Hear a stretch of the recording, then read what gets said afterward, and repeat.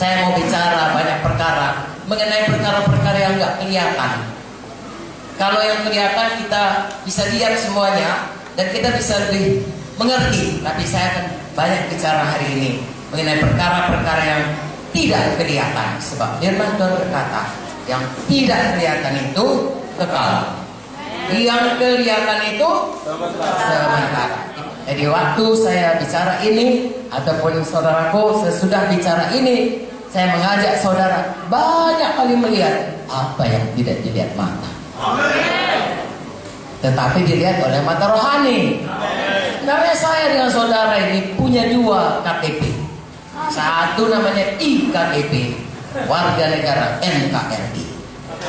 Tapi ada satu lagi yang paling perlu, KTP warga negara Kerajaan Sorga.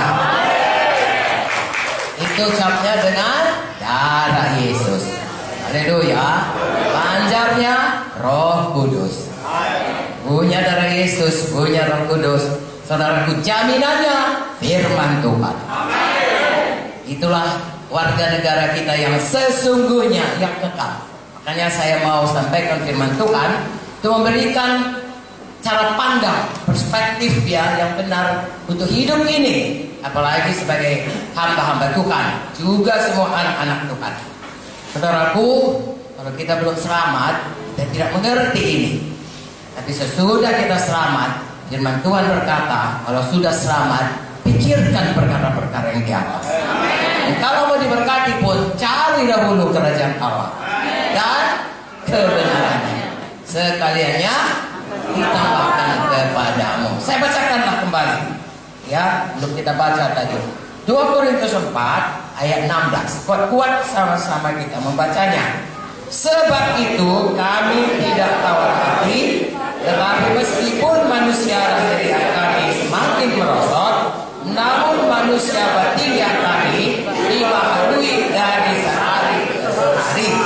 Sebab penderitaan ringan yang sekarang ini mengerjakan bagi kami kemuliaan kekal yang melebihi segala-galanya, jauh lebih besar daripada penderitaan kami. Sebab kami tidak memperhatikan yang kelihatan, melainkan yang tak kelihatan. Karena yang kelihatan adalah sementara, sedangkan yang tak kelihatan adalah kekal. Amin. Ayat lantas ini berkata, saya contohnya yang paling jelas. Ya, saudara lihat sudah banyak keributnya. Ya, mengapa? Karena sudah tua. Nanti kalau 10 tahun lagi saya kemari, saudara lihat saya tambah tua. Tapi firman Tuhan berkata, yang di dalam tambah muda. Artinya dibaharui. Ya, bukan muda dalam arti kata menjadi muda, bukan. Tambah dipulihkan menjadi seperti Tuhan Yesus. Dibaharui hari lepas hari. Haleluya. Saudaraku, sebenarnya kita ini ya hidup di dalam satu masa yang kadang-kadang kita lupa. Kenapa? Karena saya dan saudara kebanyakan hidup terutama bergantung kepada, kalau bahasa Inggrisnya itu namanya senses, kalau bahasa Indonesia namanya panca indera. Ya, kami dari bidang medis kenal betul itu. Semua sangat bergantung pada panca indera.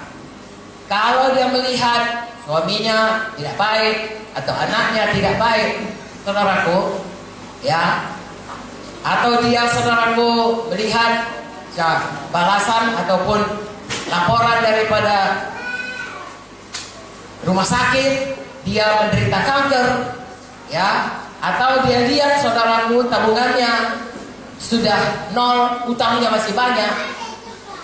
Itu yang dilihat dengan mata sangat mempengaruhi seluruh hidup ini. Langsung datang khawatirnya, tidak lama datang mahnya, besoknya lagi datang darah tingginya, lusanya kumat rematiknya.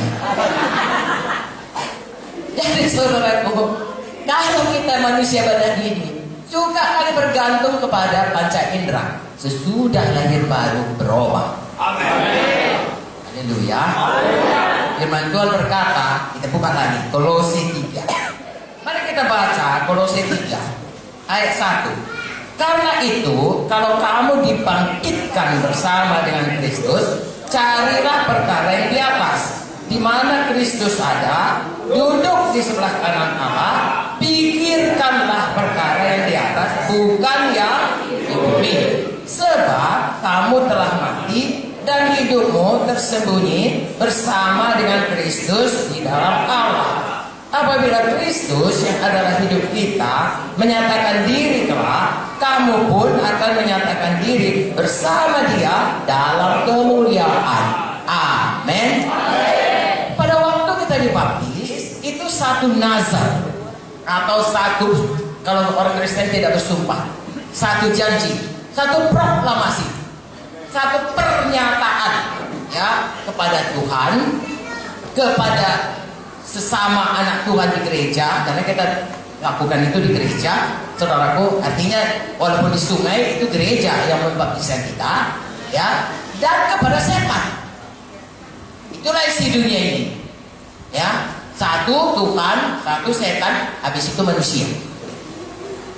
Apakah yang kita proklamirkan pada waktu kita ditanamkan, diselamkan, dibaptiskan? Baptiso itu artinya ditanam, dikubur, diselamkan, artinya ditenggelamkan. Karena itu Roma 6 ayat 3-4 berkata, kita pada waktu dibaptis, kita memproklamirkan bahwasanya kita sudah mati bersama Yesus. Pada waktu Yesus mati, dikubur, kita juga di situ. Kita yang mana?